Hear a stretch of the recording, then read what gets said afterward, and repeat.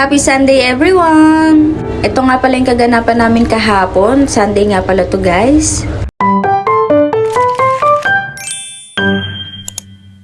Hi guys, this is Jackie living in Oman. For today's video nga guys, ay thank you Lord, nakapagsimba na naman nga kami. At sa mga gusto nga po pala magsimba, dito lang po to sa May Sohar. Pag nagbook po kayo ng taxi, i-search nyo lang po St. Anthony Catholic Church. At alam na po ng mga taxi yan, at pag binaba po kayo ng taxi, ito nga po pala makikita nyo sa pinto. At sa mga nagtatanong po ng schedule, meron po silang Friday 8 AM.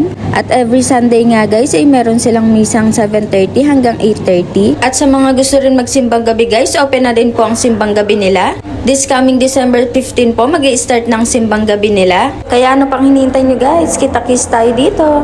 At dito nga guys, ay patapos na nga ang misa. Talagang pinupursige ko rin talaga magsimba tuwing linggo. Dahil nga ito lang din yung nagiging gabay ko sa tuwing na panghihinaan ako ng loob. And thank you Lord, natapos na naman po ang buong taon. Buong taon na lagi mo kaming ginagabayan. Maraming salamat Panginoon. At dito nga guys, ay ramdam na nga talaga namin ang papalapit na Pasko. At pagtapos nga namin magsimba guys, ay nag-aya nga tong baklang ito.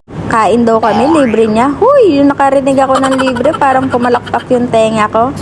Anyway, bakla, thank you sa paglibre sa amin. By the way guys, dito nga kami kumain kung saan ako nagtatrabaho. At ang tanging abag ko nga lang guys, ay yung discount ng mga staff na meron kami dito. At dyan nga guys, ay tuwan na naman ang pagkatao ng batang Irene, na para bang akala mo nakawala na naman siya sa lungga niya. At kung mapapansin nyo guys, ay hindi nga kasama si Boss Owa dahil nga magkaiba nga kami ng day off. Pero kung tutuusin nga guys, ay gusto na nga magsimba ni Boss Owa, kaso nga iba talaga yung day off niya. But anyway guys, thank you pa din kasi okay na yung schedule namin ng day off. Whole day na nga ang day off namin.